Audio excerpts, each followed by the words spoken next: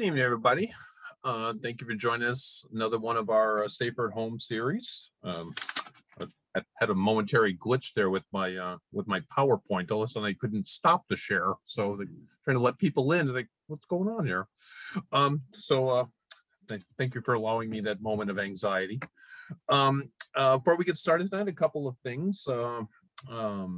As you know, all our talks are brought to us by Cape Cod 5, First Citizen Federal Credit Union, and Martha's Vineyard Savings. All the books that are on our series are available at Eight Cousins Bookseller in Falmouth. We hope that you visit the locals and show some business. If you got a question, and I hope you have questions, because we want people reading this thing. Use the chat feature down below. And make sure you mute yourself so we can hear our speaker tonight. And when our speaker tonight, I have to say I was entranced with her ever since I read Cleopatra. Stacy Schiff is a Pulitzer Prize winner. She's written 5 books. She's kind enough to join us tonight to talk about something that we've all read since we've or known about since we were in grade school, about the Salem witch trials. Would you welcome our guest tonight, Stacy Schiff? Thank you, Mark. Thanks, Mark. So I'm taking my cues from you, I think. Okay. Well, you put in your book that there's a line in your book that says that the population of New England in 1692 could have fit into Yankee Stadium, and yet so we know that it's not the largest population. It's 14 women, 5 men, 2 dogs. I feel really bad for the dogs. Get executed in this series. Why are the Salem witch trials so relevant, and why do they resonate with so many people even to this day? It's a great place to start. I just want to start with the dogs, of course, because when I speak about the book and I say 14 people, 14 women, 5 men, and 2 dogs, it's only when you get to the dogs that you get this kind of collective grief from the audience. So now we know what how to affect people.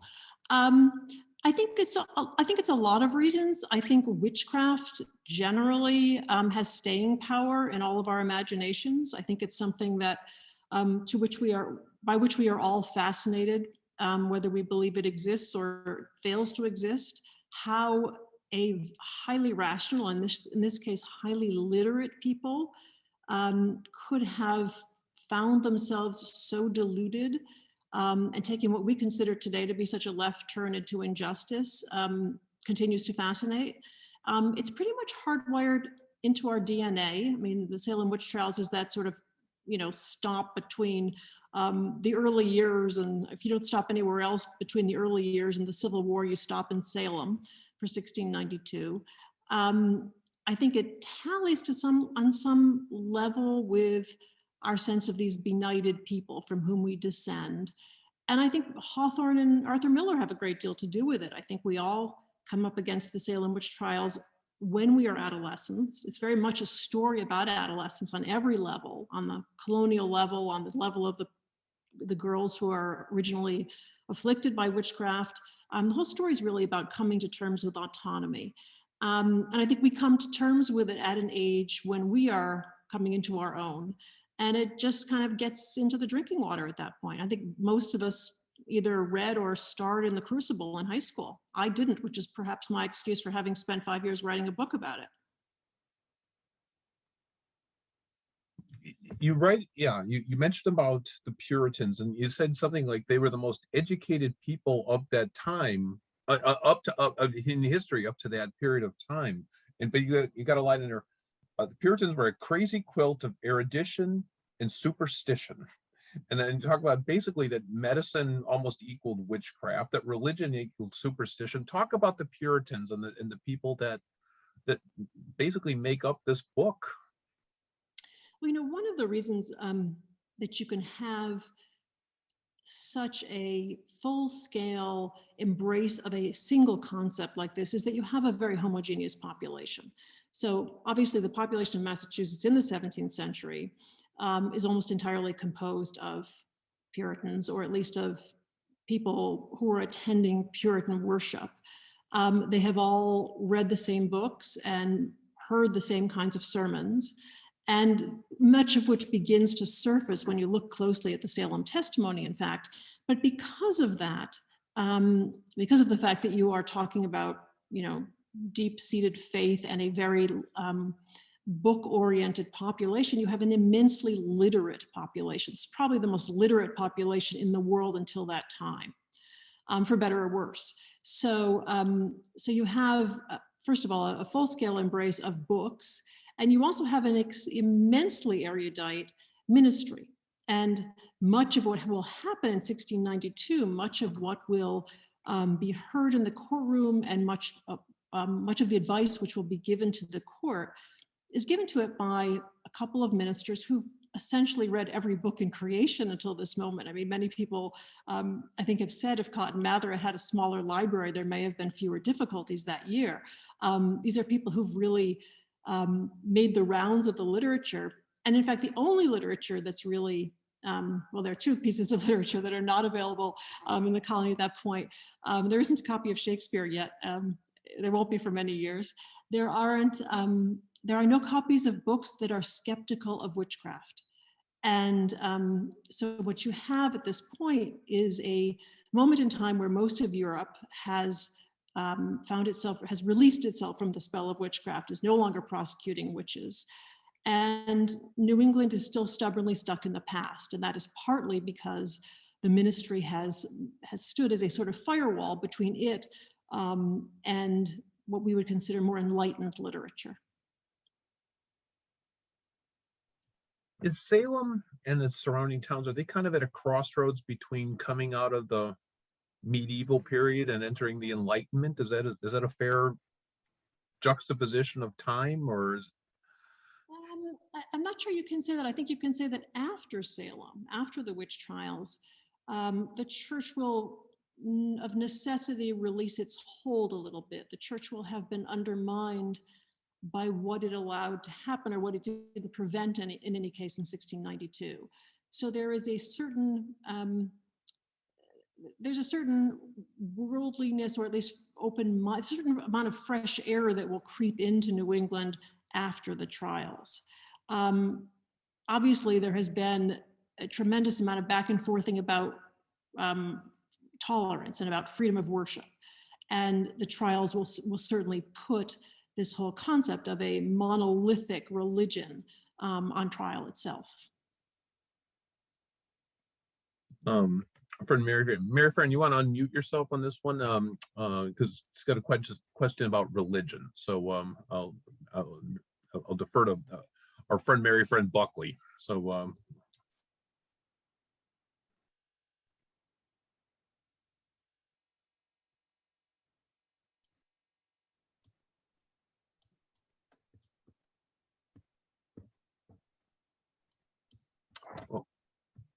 she's got a question here. I don't know if you can see it in the chat, but it says, religion was central to everyone's life among the Puritans. From the book, quote, as ever, the theory paradox of Puritanism loomed. The Orthodox childhood may have been particularly steeped in fear. It's difficult to say if pious homes bore higher strung children. Any comments on that? Or my research assistant when I was working on this book was the daughter of a minister, and she was so hugely helpful. The witchcraft breaks out, the two first afflicted children, the two first afflicted little girls, are daughters of the Salem village minister. And obviously whatever they had, whatever was afflicting them, which we presume today was not witchcraft, was something that may have had something to do with the fact that they lived in a particularly devout home. Their father could be extremely draconian.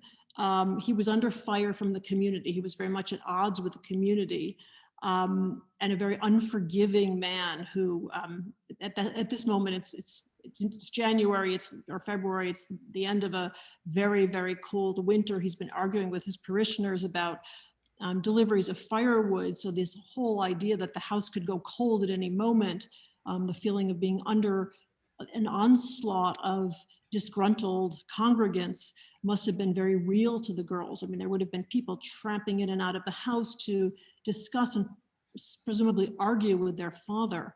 But they're also brought up with, you know, if you read the text today, you see a tremendous dose of a very large helping of fear, which was central to the Puritan childhood. And, you know, not to overly generalize, but the idea that essentially you're born in sin and you maybe make your way toward grace, or maybe you don't, would have led you to question yourself at every moment. And what you see sort of trickling out during the trials is an enormous amount of self-doubt and of what we would today call guilt or a bad conscience, of various things that people feel they've done. I mean, a pregnant woman who trips over a chair and you know, thinks that this is entirely her fault, accuses herself, can't forgive herself.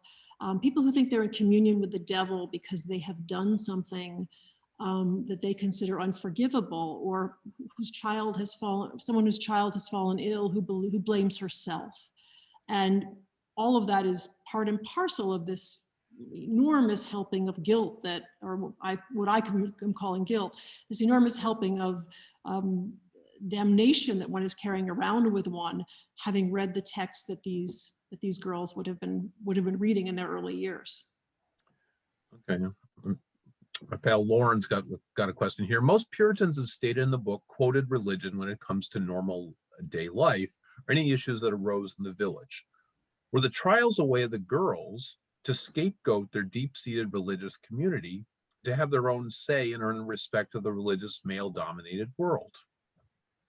Well, that's a lovely theory, isn't it? You know, we can't speak to the girls, which has been a real problem, obviously, in figuring out what they're trying to say. Is there a bit of revenge on one's elders here? Let's go back to one of the first girls, one of the first accusers is actually not from Salem. She's from Topsfield, and she's 14 years old. Her name is Abigail Hobbs, and she very quickly throws not one but both of her parents under the bus and accuses them both of witchcraft. She's the local bad girl. It's actually her stepmother. She's often accused her stepmother of being a heathen. She's spent all night out in the woods. She's been, you know, quite a terror. She's driven her parents to distraction. Is there an element here of an adolescent girl acting out against her elders? From today's perspective, it certainly would sound so. And religion was a particularly effective way of getting there. As to motives, a lot of this is clearly concerted by adults in the community. People are clearly being fed cues by adults in the community. There's no way, many of these girls are accusing people they've never met before. So there's clearly some sense here that someone is choreographing this, and it isn't necessarily the afflicted girls. There's obviously a huge cast of characters here. And I think we can also agree that what was going on in Salem is a combination of probably ignorance and self-interest. You know, you just mentioned about the 14-year-old going after her stepmom, you know, that's a, but there's also, I think to you, there's some clear villains led by William Stoughton. Talk about him. You know, and it's a great question, Mark. I should go back for a second and say, you know, there's one other piece of this, which is that for many people that year, there would have been a feeling of the fact that one was doing one's religious duty by accusing someone of witchcraft, that one was helping to purify the community, that one was helping in this attempt that one was doing what one should have done as a devout member of the community. And so this idea that was largely propagated by Cotton Mather, the minister, that the devil will touch down where he's hated the most, and that this was a badge of honor in a funny way, that that Salem and the Salem area was being infested by this plague of witches, is really important in the sense that I do think many people are motivated by what they seem to think by what they truly seem to believe. I don't think a lot of people are necessarily settling scores and extracting grudges from and operating on grudges against their neighbors all of the time. Stoughton is interesting because he's essentially the Chief Justice. He's the Chief Justice of the court, and he's the one person who really could have shut things down or questioned them, or at least changed the procedures early on had he wanted to. And he has reasons of his own to pursue the trials. He's been a member of most of the previous Massachusetts administrations. He's gone back and forth politically from one side to the other. He had been out of favor just before 1692, and then essentially saved by Cotton and Increase Mather, the two ministers at the center of the trials.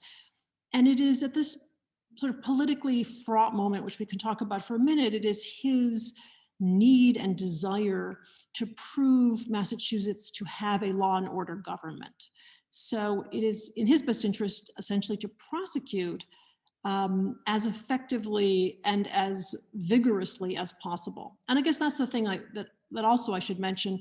There's been witchcraft in Massachusetts since the founding of the colony. There have always been witchcraft accusations. There'd been about 100, I think it's 106 people who'd been accused of witchcraft before 1692. Very few people were convicted, and almost none of them had hanged, although someone had a few years before Salem, which is important.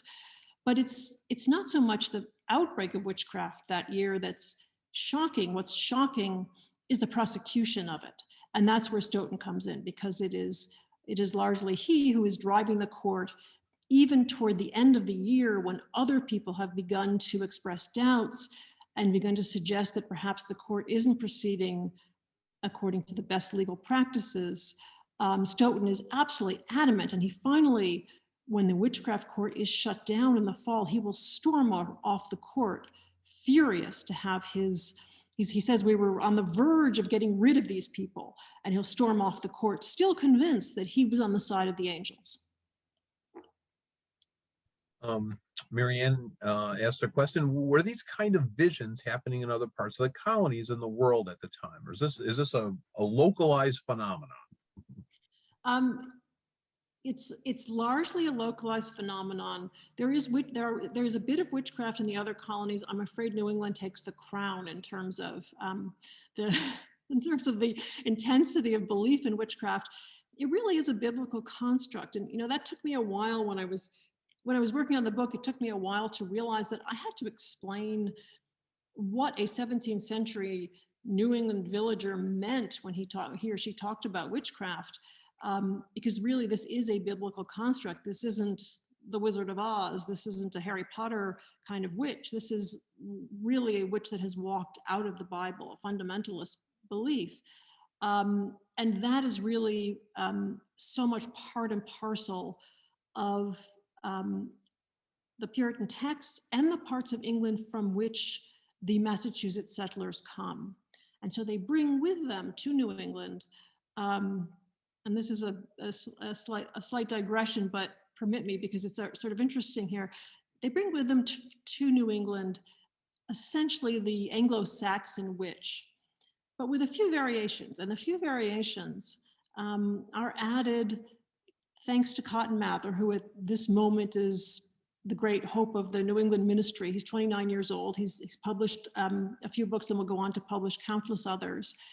And into a text which is familiar in Salem and all these villages in 1692, he inserts a story of Swedish witchcraft and of a Swedish witchcraft epidemic, which is shockingly similar in many ways to what will happen in Salem. And that epidemic will involve things that had never before taken place in the American colonies, and anywhere in the American colonies, and certainly not in Massachusetts, including for example, people flying. There hadn't really been flying before among American witches, and there hadn't been satanic pacts and Sabbaths, and that is very much an import from the continent. So that's a different kind of witchcraft, which gives us a certain number of clues as to what people may have been thinking or hearing about when they began to describe some of the more delusional goings on in 1692.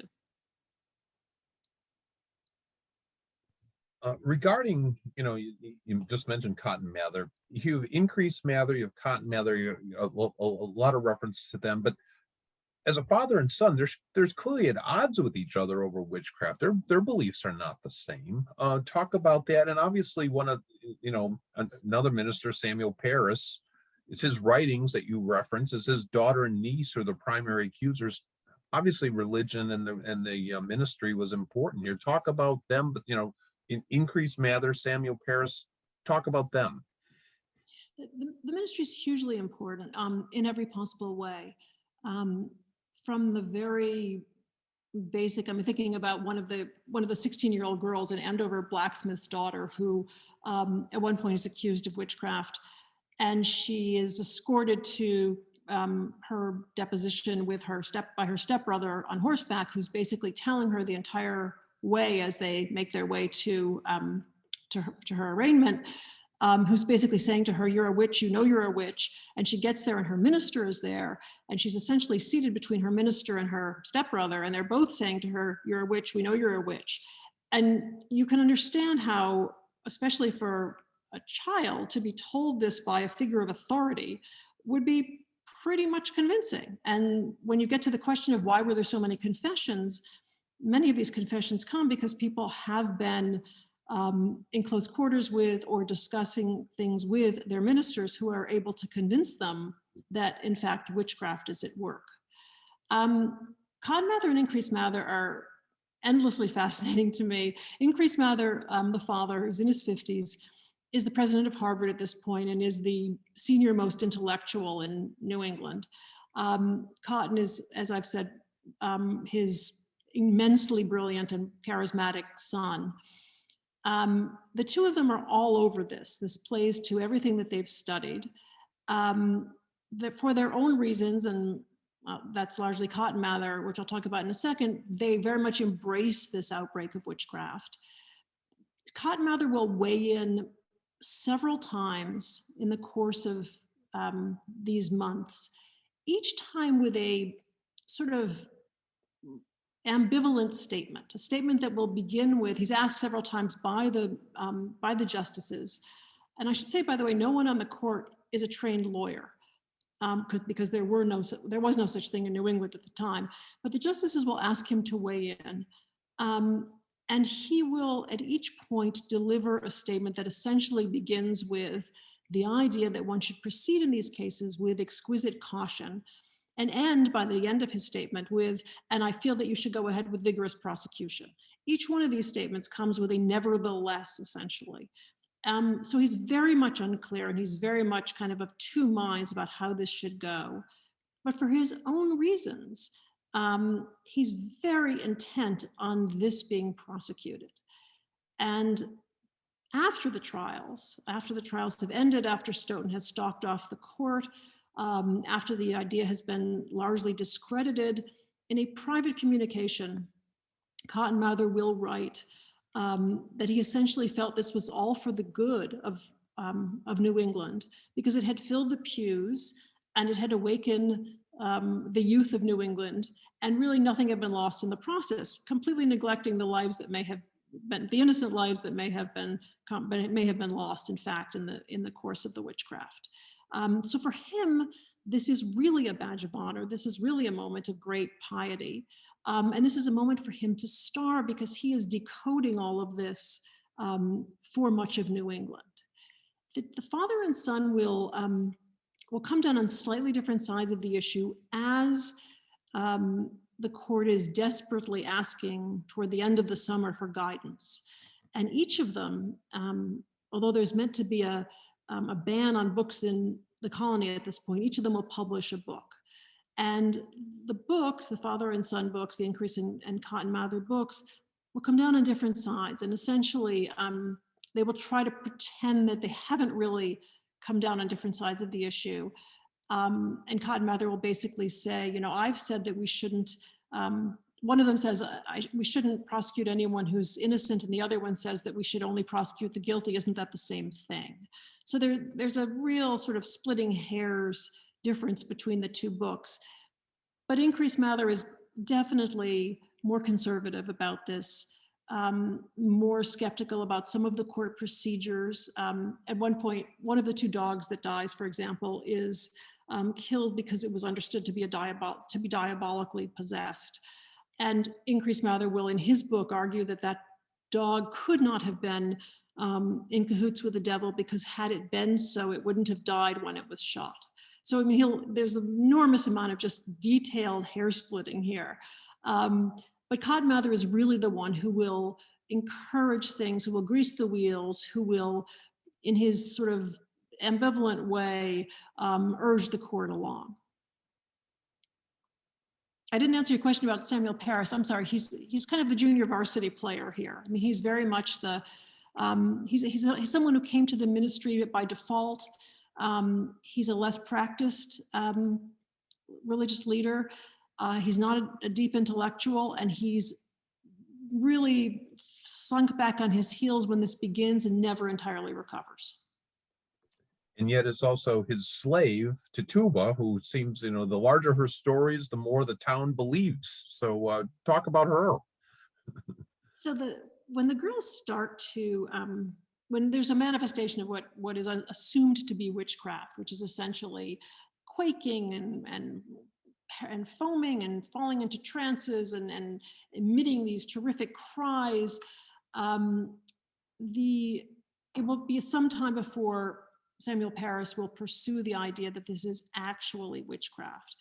But once, of course, they have cemented the idea that the girls are indeed suffering from witchcraft, they need to find out who the witch is. And so names get named. And the first three people who are accused are the obvious people who would be accused under the circumstances. The first three people you would vote off the island of an itinerant beggar woman named Sarah Good, who's essentially a hindrance to everyone in the community, who terrifies children and tends to turn up in barns and then berate people for their hospitality. A very litigious woman named Sarah Osborne, and Tituba, who's one of the two slaves at the Parris parsonage. And we know it would be so lovely to know more about her. We know so little about her background. But what is clear from her testimony is that she's a champion storyteller, first of all, that she lives in some fear of Reverend Parris, and probably of, presumably of Mrs. Parris as well. She's clearly very deferential to them. And that she is very close to the girls. So we have a mystery there, which is why the girls would have named her. She's living in close quarters with them. She probably slept in the same room, if not the same bed. She's praying with the Parris family. She's taking her meals with the Parris family. And yet she's one of the first they will accuse. And when she comes into court, clearly great things are expected, because there are several court reporters who are already on hand, ready to take down her testimony. And she lets forth this magnificent Technicolor tale of spectral creatures and a black man who's given her orders to slice people's heads off, and who's told her not to mention any of this to the Reverend Parris, and with whom she has flown to Boston. And it's this really kaleidoscopic piece of testimony that really sort of detonates in the community. Until this point, she's the first person to confess, first of all. The first two women I mentioned do not confess to witchcraft. And Tituba will not only confess, but she will really deliver the goods. She will deliver up this unfathomably complicated and colorful tale. And as soon as she has done that, people in the community, including grown men, will begin to see spectral creatures. Two middle-aged men, the very night that she testifies, will see this strange creature by the side of the road as they head home that evening. And so really what she says just sinks into everyone's imaginations. Question here. Maine was part of Massachusetts at this time. Did this attitude spill over into Maine? It doesn't. But the main piece of this is that one of the interesting things about the witchcraft epidemic that year is that you end up with a conspiracy against the state. What starts as a number of disjointed accusations against people for witchcraft turns into a settled plot against the government. And at the head of that plot is a former Salem village minister, said to be a former Salem village minister, named George Burroughs, who's living in present day Maine, and who in fact, minutes before he is carted off to Salem to be imprisoned, has essentially protected his parishioners against a very savage Indian attack. But he's living out on what was then the frontier in southern Maine, having come to blows himself with the Salem village congregants who are now Samuel Parris's congregants. Some of the other players in Salem that year will also have survived encounters with the Indians or Indian attack. And there's a great deal, even in the course of the trials, there's an Indian attack on one of the communities. So that feeling of being on the frontier, under assault, politically at sea, because this is a politically very unsettled moment, at the end of an extremely cold winter, all of these things obviously will combine rather explosively with the witchcraft accusations. Is that a key component to all this? King Philip's War has just ended shortly before. Obviously, there's that fear of nature, the fear of the Native American, et cetera. Is that an underlying fear that feeds into all of this?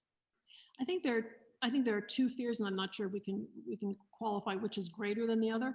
There's clearly an enormous amount of what we would call post-traumatic stress syndrome, of people who've lost family members, who've been on the frontier, who've seen really atrocious things. Many of these girls are not living with their families because they've lost family members to those kinds of attacks. So that's clearly a part of this. Everyone would have known someone who had lost his life in the war, if not lost family members.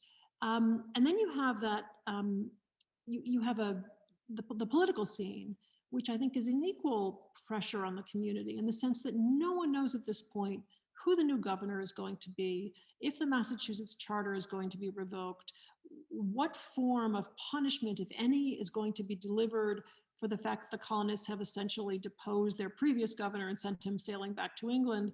So you have this sense of just being really in free fall in some way. And the first one is easier to chart because you can see some of that imagery in some of the witchcraft testimony. You see some of the savagery, which we know to have been true of some of those attacks on the frontier, in what some of the girls will mention in court. The political scene is a little bit harder to get to. A good segue into this question. Hello, I'm interested in your comment about a possible choreographed witch trial. Do you think some were orchestrating these trials to look good in the face of the court of England?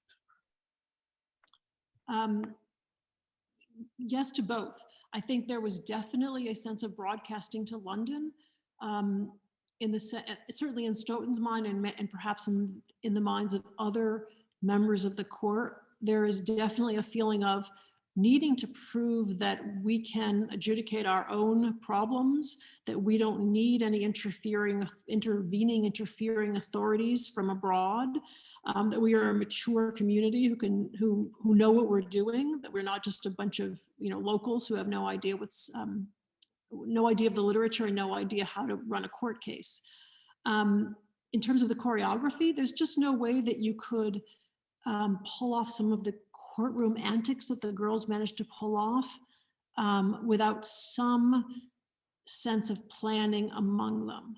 There's a later case of witchcraft in Massachusetts in which two sisters essentially collude to accuse someone of witchcraft, and they have everything, including a ladder for the flying scenes. I mean, there's just no way you could have done this. There's no way you could have tied your own hands behind your back. There's no way you could have all fallen to the ground at the same time, as these girls will do in the courtroom, had you not conferred beforehand in some way. And the same will be true in terms of naming names. So many of the people who are named are not people the girls knew personally.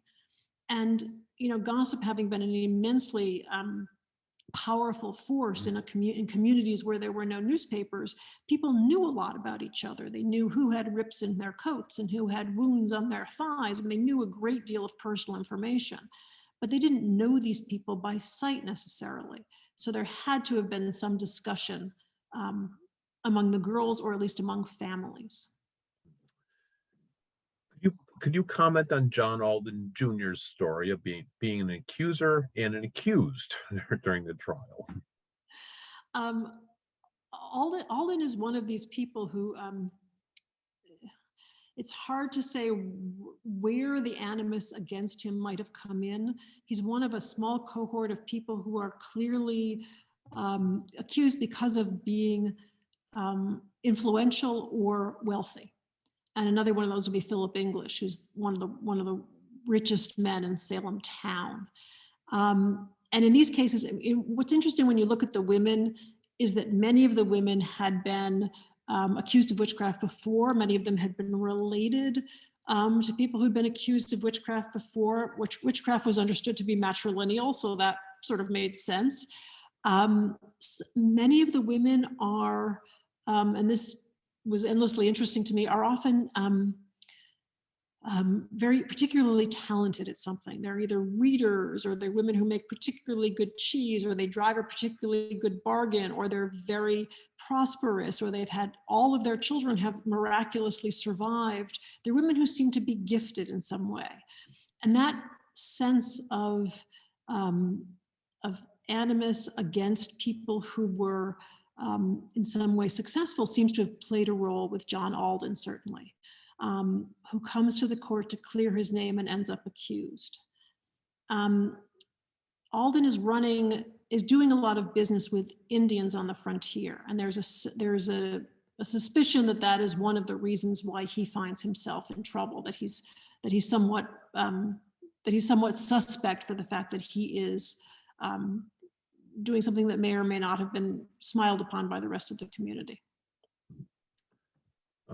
Speaking of making something, here's a question. How many of the accused witches were making whiskey in their homes and selling it, medicinal or recreational? I don't know. I'm eager to hear more on this subject. There were people who had ointments in their homes, which were understood to be somehow related to witchcraft. There were people who made excellent cheese and who were therefore thought to be suspect. I'm just racking my brains here for whiskey. I don't think I remember any whiskey. There's a great deal of drinking in New England. I don't need to tell all of us know that. And there are a great number of apparitions that maybe could be written down to the fact that there's a great deal of drinking in New England, but I don't know anything about the whiskey in the homes necessarily accounting for this. Not accusing any of us of being drinkers out there. Just scratch that from this court record. There's definitely a woman who's accused because she has dragged her husband out of an inn where he's trying to drink with his buddies, and that's a reason why she seems to be suspect. In most of history, it seems like women and children's concerns tend to be ignored, written off as overreactions. When I was a juror a few years ago, one question during selection was whether we thought children could be reliable witnesses. Why did Salem seem to trust the accusers so easily? Oh, what a marvelous question. And I should say that that's partly, is this from Lauren, is that right? That's partly what drew me to the book in the first place, drew me to the idea of writing about the trials in the first place.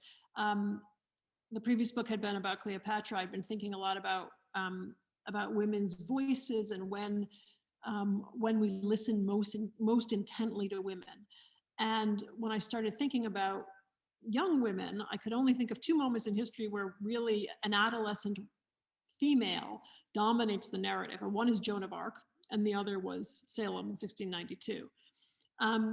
So to your question, I think a large part of it has to do with something that is lost to us, which is the utter, I don't even know how to put it, the utter nerve-scratching, head-scratching, cacophonous fear that hearing a bunch of girls in pain would have would have involved. In other words, you have these girls in court, and they're insisting that they are bewitched, and they are falling into trances, and they are screaming at the tops of their lungs, and they are extracting pins from their flesh, and they're showing teeth marks on their arms, and they're pretzeling into different postures and arching their backs.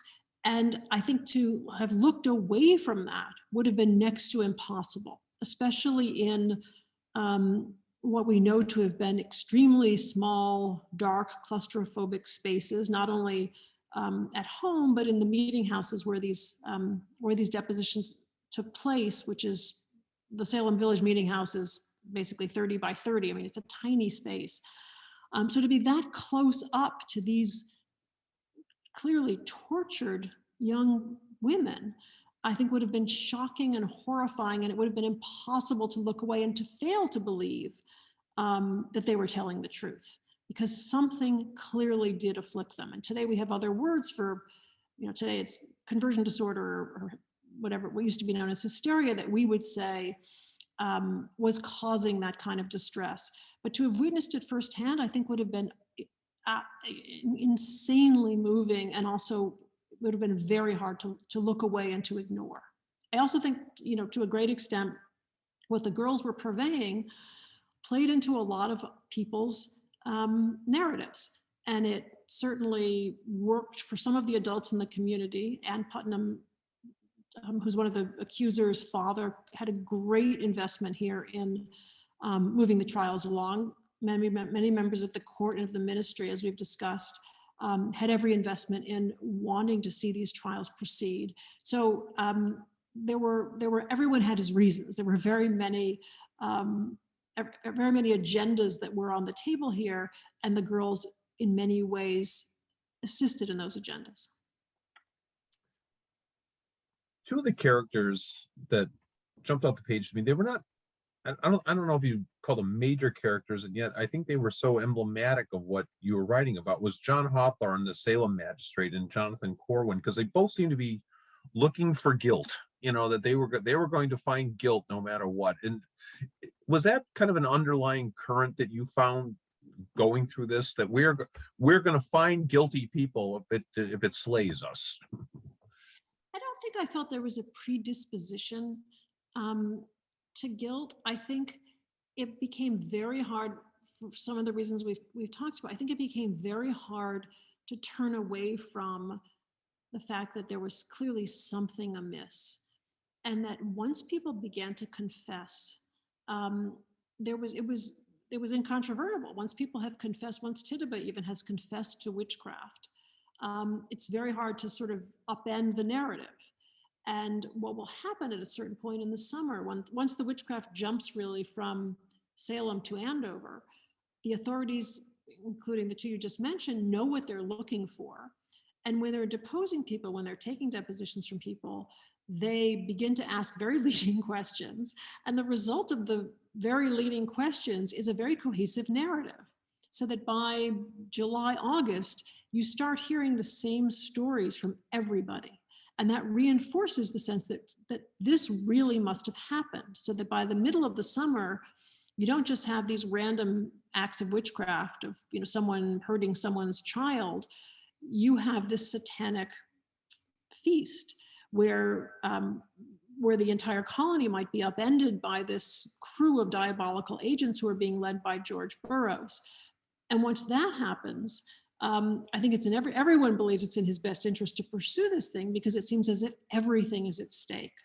And that's when you have this kind of free-for-all where people are confessing because it seems the only way to save their own lives. And when you confess, you by definition stick into your confession an accusation of someone else. So it's like a grenade that you're launching, and that spreads. The contagion factor is immense. So you have a tremendous number of people suddenly attesting to the same narrative and pointing fingers at each other, very often people to whom they are related, and strangely often people in their own households. You touched on something earlier, and Kirsten's got a question like what was going on in going into 1692, and you mentioned about the fear of losing their charter. There had been Indian wars. It's a really hot summer. This convergence of things. Was there kind of a, I don't know if there's a pecking order of what was the most fearful of the time, but was it just, is it just easy to say that in 1692, in a really hot summer, with a lot on the throes of Native American wars, and just you're worried about losing your governmental charter, it was the perfect storm that just allowed all this to happen? Is that oversimplistic, or is that a neat little summation of what was happening in the world in Salem, Massachusetts at that time? I think it's more a neat summation than it is simplistic. I think it would be simplistic to say, oh, this was property taxes, or oh, this was simply the threat of Indians on the frontier, or this was one single thing. This is clearly a whole concatenation of things working together, and obviously working differently in different communities and with different people. The fact that you do have a very cold winter, a household which is running out of firewood, a minister at odds with his community, two communities which are at odds with each other, Salem Village and Salem Town, a new administration that needs to prove itself, a ministry that is kind of holding off progress in some ways, and holding on to its autonomy and to its authority. I think all of those things clearly add up. What you do see happening in terms of the weather and just the sort of day-to-day life is what happens when things begin to relent. When you begin to ask, how did these trials end, or how did this delusion, thinking end? You begin to think about, well, it's the end of the summer of 1692, and any number of people have witnessed any number of hangings, but also it's time to sort of begin to harvest the fields and stock up the cellars for winter and pick the fruit. And no one really has time to sit around and listen to witchcraft testimony anymore. And I do think that plays one. I mean, there are a number of reasons, and we can talk about how this finally shudders to a halt. But I do feel like there the climactic pieces do come into play, and the sheer practicality of really one couldn't sit around and take down witchcraft testimony at a moment like that, or it was going to be a very hungry winter, comes into play. How long did it take you to research this? And did you walk away with a favorite or least favorite character out of all of this? Who resonated with you, or who did you really despise? It took me about 5 years. I think I started pretty much as I was finishing, just after I had finished Cleopatra. And I went up to read the papers, which were then in the Peabody Essex. And I should say that, one of the problems with writing about Salem is that we don't have the trial papers. What we have are, we have depositions, and we have the prison documents. We have all kinds of supporting pieces of paper. We don't actually have the trial papers. So we have a limited number of documents. And we also know relatively little about these people, about many of these people, except for what happened to them in 1692. Some of them we can find in the earlier, my favorite set of books in the entire world are the records of the quarterly courts of Essex County, which are all of the previous court cases. So you can see these people surfacing in court. You can see who's litigious and who's more and less litigious. And you can sometimes follow them after 1692, but in many cases, particularly the women, all we know about them is what we know from those very tumultuous months. What was the second half of your question, Mark? Was there anyone I loved? I tended to like a few of the accused. I think I was most fascinated by a few of the accused, particularly Burroughs, because he's the one person for whom we can't figure out exactly why he is accused. And there are any number of reasons which I go into the book, but it's really fairly ambiguous as to why he would have been so much disliked not just by people in the community, which does make a certain amount of sense. He was clearly an abusive husband and a very difficult man, but why the ministry doesn't like him and why the ministry is so eager, both increase in Cotton Mather, clearly truly disliked Burroughs and held something against him. Cotton Mather in particular won't even name him when he comes to write about the trials. He'll refer to him only by his initials, as if by naming him, he would have given him more legitimacy or more power than Mather ever wanted to allow Burroughs. So George Burroughs was one, if only because I just couldn't completely solve that mystery. And some of the others I think were the more sharp-tongued among the accused. Some of the accused will immediately say, "You're right, I must be a witch." And some of them will really give the court a run for their money. And I'm thinking of Susanna Martin, for example, who isn't always challenged as to how she could have pulled off this or that act of magic. And one of the acts of supposed magic she pulls off is that she comes out in from the rain and she seems to be dry. And, she's asked, "How did you manage that?" And she basically says, "I didn't like to get wet." She's extremely unforthcoming, and she just has absolutely no time for this. And for the people who stood their ground against these kinds of pressures, one can't help but feeling an immense admiration. There's just, you can feel the fear in the air when you read through the court papers. You begin to see the kind of pressures that were put on people in prison. Many of the women talk about the other prisoners yelling at them and spitting at them and harassing them in prison to confess. You have ministers telling young girls that they must be witches. So for the people who resisted those kinds of pressures, and the people like John Proctor, who's one of the older men who's accused, who will actually petition the court and say, this isn't happening properly, we really need a fair trial, one can only have admiration. Were there any reluctant judges on the court who might have encouraged to slow down and stop to the trials? If so, could you please comment on that person or those people? It would be nice to think there were, Cynthia, wouldn't it? The court really moves in lockstep. A part of that, and this goes back to what I had said earlier about the fact that we're talking about a very homogeneous community here. Consensus is enormously important, both religiously speaking and from an administrative point of view. No one really steps out of line on the court.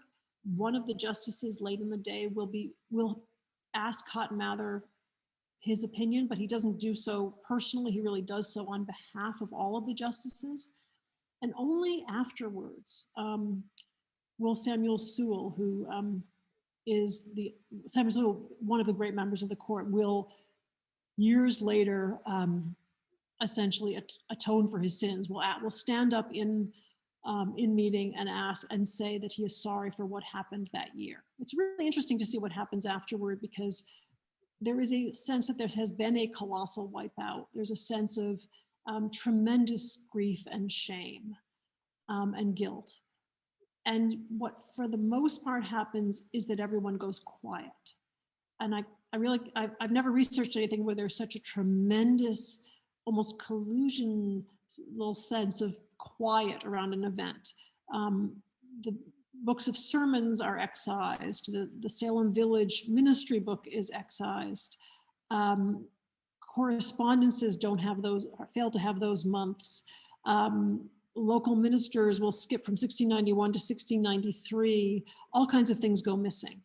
And Sewall is one of the few people who will look back, who will actually face it years later and look back on it and say, and offer his apologies. And one of the other people who will do that will be Ann Putnam Jr., the girl who will accuse almost everyone who hangs, everyone except for two people who hang.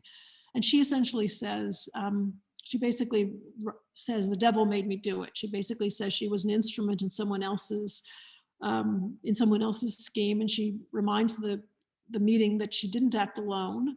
And she asks for the families around her she asks for the apologies. She apologizes to the families around her whom she hopes will forgive her.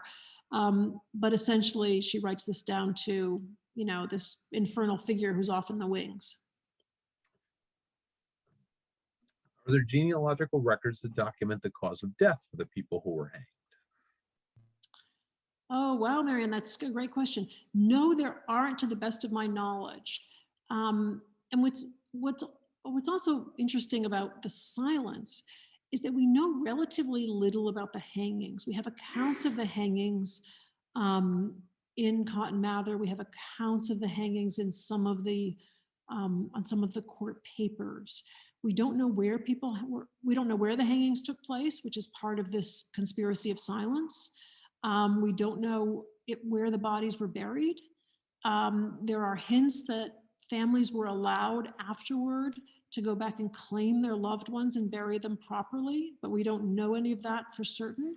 So there's really, again, something of a mystery around what happened after the accused witches hanged. I should also say that the belief in witchcraft survives the trials, and the sense that even the people who are in prison accused, who think that they themselves are innocent, believe other people were witches, believe other people are guilty.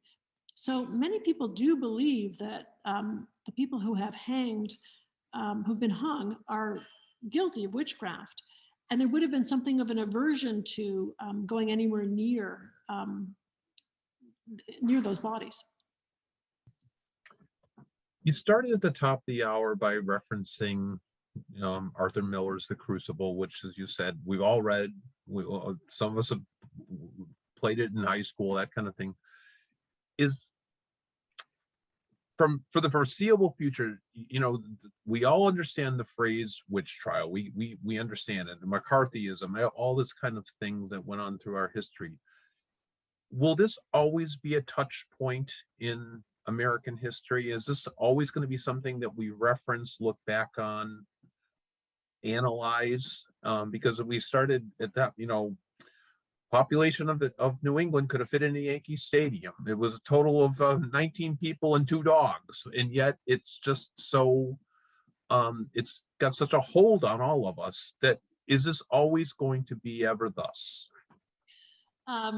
Well, given the amount of time we've spent over the last few years discussing witch hunts, I think the answer is yes. Yankee Stadium, it would have been at the time, but the number of us who exponentially, the number of Americans who descend from people living in New England at the time is immense. So many of us, an extraordinary number of us, obviously are connected in some way to these years. But it is also, I think, hardwired into our history. I mean, I think it's a kind of guardrail. It's a kind of, it's something that keeps us in line when we start to veer too far off the highway. And I think that there's a sense here that we need, you see a blinking red light and you begin to think, this is delusional thinking. This is, a kind of intellectual lockstep that is dangerous and can lead one, really off the cliff. That kind of, there's a paranoid sense here, which, Richard Hofstadter wrote about so brilliantly, which is really there from the beginning, that sense of blood violence in which American history begins, and that sense of having a foreign invader of some kind, having someone whom we can blame for so much of what's gone amiss, I think is very central to our history. Are you working on something new right now? I'm working on a book about Samuel Adams. So I'm working on, I'm in the 18th century and running up to the American Revolution.